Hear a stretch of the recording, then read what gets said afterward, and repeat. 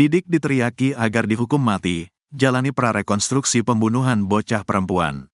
Didik Setiawan alias DS, 61, langsung jadi pusat perhatian warga hingga disoraki agar dihukum mati saat jalani prarekonstruksi pembunuhan bocah perempuan. Diketahui, GH, 9, seorang bocah perempuan dikabarkan hilang sejak Jumat, tanggal 31 Mei tahun 2024, siang, dan ditemukan dalam kondisi meninggal dunia pada Minggu, tanggal 2 Juni tahun 2024, dini hari. Penemuan jenazah GH terjadi di kediaman DS, yang diduga merupakan pelaku pembunuhan, di RT 03 RW 07, Kelurahan Ciketing Udik, Kecamatan Bantar Gebang, Kota Bekasi. Satuan Reserse Kriminal Polres Metro Bekasi Kota melakukan kegiatan prarekonstruksi di kediaman pelaku pembunuhan bocah perempuan itu, dan DS turut dihadirkan dalam kegiatan yang berlangsung pada Kamis, tanggal 6 Juni tahun 2024. Rombongan penyidik tiba di TKP sekira pukul 10 waktu Indonesia Barat, tak lama setelahnya datang mobil minibus Toyota Avanza warna silver yang mengangkut pelaku DS. Di sekitar lokasi, warga sudah ramai berkumpul dengan antusias untuk menyaksikan kegiatan prarekonstruksi.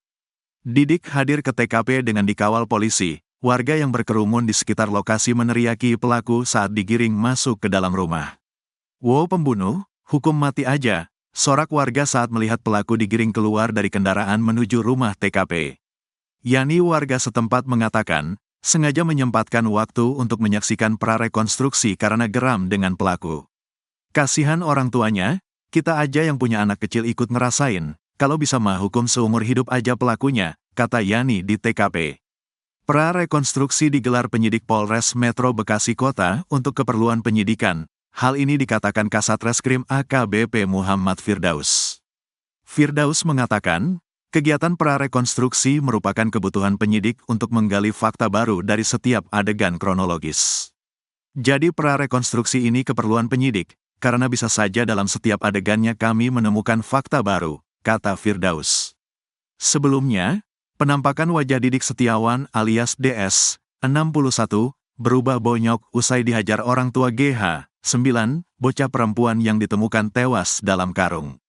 Padahal, awalnya DS terlihat sok tenang ketika warga beramai-ramai menggerebek rumahnya di Kelurahan Ciketing Udik, Kecamatan Bantar Gebang, Kota Bekasi, Jawa Barat pada Minggu, tanggal 2 Juni tahun 2024. Ia merasa seolah-olah tak tahu apa yang sebenarnya terjadi di rumahnya. Bahkan, Didik Setiawan tak menampakkan wajah takut, meski telah melakukan pembunuhan terhadap bocah perempuan tersebut. Diketahui, GH, 9, seorang bocah perempuan dikabarkan hilang sejak Jumat, tanggal 31 Mei tahun 2024, siang, dan ditemukan dalam kondisi meninggal dunia pada Minggu, tanggal 2 Juni tahun 2024, dini hari. Penemuan jenazah GH terjadi di kediaman DS, 61, yang diduga merupakan pelaku pembunuhan, di RT 03 RW 07, Kelurahan Ciketing Udik, Kecamatan Bantar Gebang, Kota Bekasi. Ketua Karang Taruna di wilayah itu, Denny Darmansyah mengungkapkan, momen saat warga menggerebek rumah Didik Setiawan demi mencari keberadaan GH. Ketika ditanya, dia bersikap tenang seolah tidak terjadi apa-apa, katanya. Namun, warga tak tertipu dengan wajah tenang Didik. Warga dan orang tua korban curiga terhadap Didik lantaran dia adalah orang terakhir yang bertemu dengan korban. Bahkan, orang tua korban sempat menggedor rumah pelaku tetapi tak ada respons pada Jumat, tanggal 31 Mei tahun 2024. 9 fakta pembunuhan bocah di Bekasi, dibungkus karung dalam lubang mesin pompa air. Warga Ciketing Udik, Bantar Gebang, Bekasi geger dengan penemuan mayat bocah perempuan inisial GH di rumah Dede, tetangganya sendiri. Jasad GH ditemukan terbungkus karung di dalam lubang pompa air di rumah Dede RT 03, RW 07, Kelurahan Ciketing Udik, Kecamatan Bantar Gebang, Kota Bekasi. Kasus ini bermula dari hilangnya bocah perempuan inisial GH, 9, hingga terungkap perilaku Dede, 60. Berikut fakta dalam kasus ini. 1.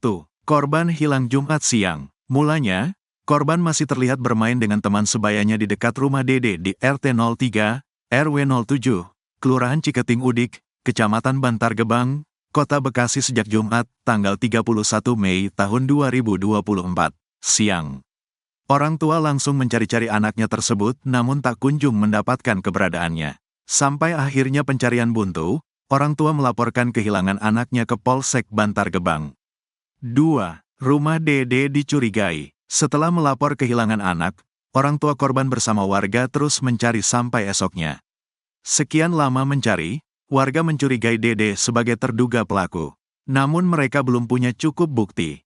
Barulah warga didampingi pengurus RT setempat berani mendatangi rumah terduga pelaku berbarengan dengan kedatangan polisi yang menindaklanjuti laporan orang tua korban.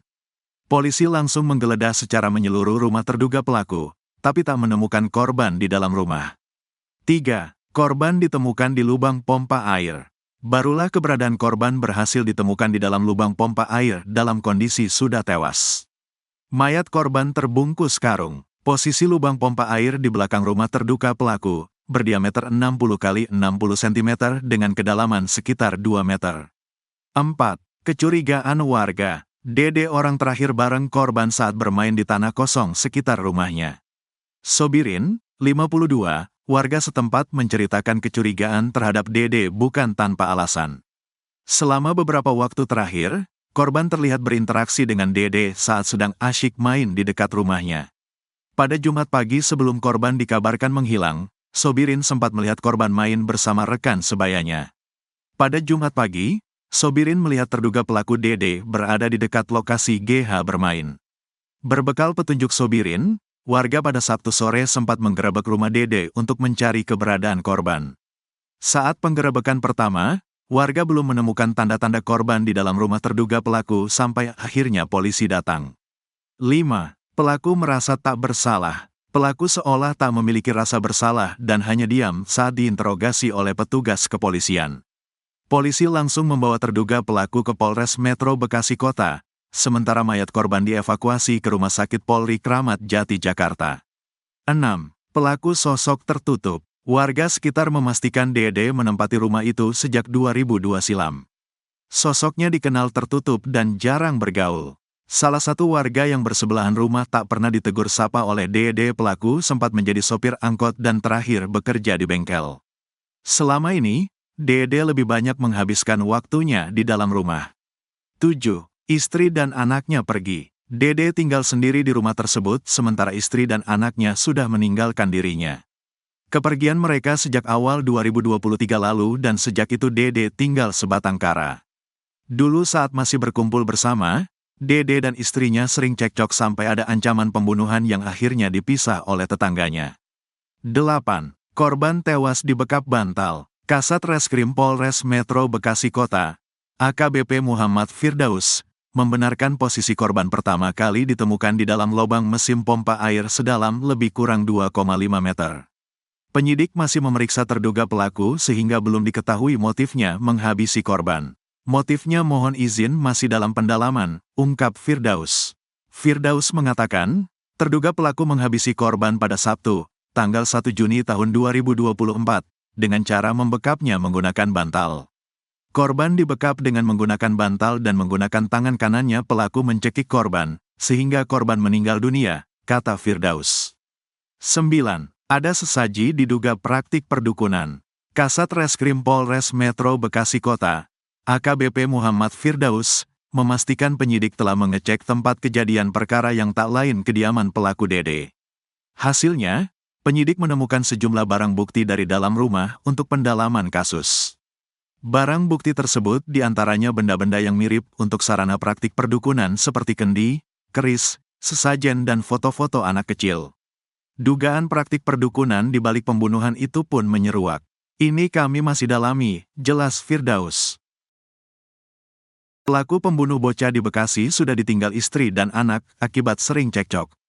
Terduga pelaku pembunuh bocah perempuan di Bekasi tinggal sendiri akibat ditinggal istri dan anaknya. Pelaku berinisial DD yang menurut warga RT 03 RW 07, Kelurahan Ciketing Udik, Kecamatan Bantar Gebang, Bekasi sudah tinggal sendiri sejak awal 2023 lalu. Kemudian warga juga mengungkap, Dede jarang keluar rumah dan bersifat tertutup terhadap tetangganya di RT 03 RW 07, Kelurahan Ciketing Udik, Bantar Gebang, Bekasi. Dede sendiri sudah tinggal di lingkungan tersebut cukup lama, sekitar 20 tahun. Umah tetangga Dede mengatakan, pelaku sejak sekitar awal 2023 hidup sebatang karang setelah anak istrinya pergi. Dulu sama istri dan anak, terus anaknya kabur, emaknya kabur, terus dia tinggal sendirian, kata Umah, Senin, tanggal 3 Juni tahun 2024. Dede memiliki dua anak yang sudah dewasa, mereka memilih mengikuti jejak sang ibu yang minggat dari rumah. Umah menuturkan, biduk rumah tangga Dede dan istrinya memang tidak baik-baik saja lantaran sering cekcok. Bahkan parahnya, Dede pernah mengancam membunuh istrinya menggunakan celurit ketika cekcok masalah rumah tangga. Sering cekcok, pernah sampai ngancam istrinya mau dibunuh, tetangga juga sampai misahin karena istrinya minta tolong, ucapnya. Selama puluhan tahun tinggal, Dede juga jarang bersosialisasi dengan tetangga dan cenderung mengurang diri di rumah. Tetangga terdekat kediamannya bahkan tidak begitu mengenal Dede secara personal, termasuk Umah yang hanya kenal sebatas saja. Enggak pernah keluar di dalam aja, kalau habis dari luar pulang langsung masuk aja, jelas dia. Saking tidak akrab dengan tetangga, latar belakang pekerjaan Dede pun tak banyak yang tahu persis. Umah mengaku, pernah mendengar informasi terkait Dede yang bekerja sebagai sopir angkot dan montir panggilan. Tetapi belakangan ini, Dede lebih sering di rumah ketimbang keluar bekerja atau semacamnya. Bilangnya mah bengkel montir panggilan kalau ada yang manggil, kalau enggak ada yang manggil nganggur di rumah, jelas dia. Kasat Reskrim Polres Bekasi Kota, AKBP Muhammad Firdaus mengatakan, pihaknya telah melakukan olah tempat kejadian perkara, TKP, kediaman pelaku berinisial Dede. Sementara ini dugaannya bocah perempuan tersebut meninggal karena dibunuh Dede lalu dimasukkan dalam lubang mesin pompa air. Hal itu setelah dilakukan TKP di lokasi rumah tempat korban GH ditemukan. Kami sedang melakukan cek ulang TKP yang mana TKP ini merupakan rumah pelaku, kata Firdaus, Minggu, tanggal 2 Juni tahun 2024. Firdaus mengatakan, korban diduga dibunuh pada Sabtu, tanggal 1 Juni tahun 2024, dengan cara dibekap menggunakan bantal. Keesokan harinya, orang tua bersama warga melihat gelagat mencurigakan di kediaman pelaku hingga dilakukan penggerebekan pada Minggu, tanggal 2 Juni tahun 2024. Korban dibekap dengan menggunakan bantal dan menggunakan tangan kanannya pelaku mencekik korban, sehingga korban meninggal dunia, kata Firdaus. Sementara untuk jasad korban, dilarikan ke Rumah Sakit Polri Kramat Jati, Jakarta untuk dilakukan otopsi. Rumah pelaku yang juga tempat kejadian perkara pun dilingkari garis polisi guna proses penyidikan. Posisi korban ditemukan di belakang rumah, tepatnya di dalam lubang mesin pompa air terbungkus karung. Persis di belakang rumah, di dalam galian tanah sedalam lebih kurang 2,5 meter, tepatnya di lubang tempat mesin pompa air, kata Firdaus. Berdasarkan saksi di sekitar lokasi, pada Jumat pagi korban terakhir terlihat bermain di tanah lapang dekat kediaman Dede. Pada saat sedang bermain, saksi warga sekitar juga mengetahui keberadaan pelaku yang memantau korban sedang bermain. Polisi duga kasus pembunuhan bocah perempuan di Bekasi terkait praktik perdukunan. Polres Metro Bekasi Kota menyatakan kasus pembunuhan bocah perempuan inisial GH terkait praktik perdukunan. Hal itu diungkapkan Kasat Reskrim Polres Bekasi Kota, AKBP Muhammad Firdaus setelah pihaknya melakukan olah TKP di rumah Dede tempat ditemukannya jasad Dede. Dugaan praktik perdukunan karena polisi temukan barang bukti berupa kendi, keris dan sesaji di rumah yang ada di RT 03 RW 07, Kelurahan Ciketing Udik, Kecamatan Bantar Gebang, Kota Bekasi ini. Di dalam rumah pelaku ditemukan media semacam praktek dukun, ini kami masih dalami, jelas Firdaus. Selain itu juga terdapat foto-foto anak kecil hingga dugaan pembunuhan ini karena praktik perdukunan. Ini kami masih dalami, jelas Firdaus. Ia juga mengatakan, pihaknya menemukan 2 titik lubang galian. Ada 2 titik, 1 titik memang direncanakan pelaku untuk menanam, mengubur, korban, kata Firdaus. Firdaus menjelaskan, lubang galian berada di dalam rumah tepatnya di lantai ruangan bagian belakang. 1 lubang masih dalam keadaan utuh, belum ditutup rapat sementara 1 lubang lagi sudah tertutup semen. Polisi melakukan pembongkaran lubang ditutup semen, hal ini dilakukan untuk memastikan tidak ada korban lain. Polisi bahkan sampai menggelar olah tempat kejadian perkara, TKP, 2 kali, 1 titik lagi kami duga mungkin ada korban lainnya. Tapi kami sudah lakukan penggalian sedalam 1 meter namun tidak ditemukan, tegasnya.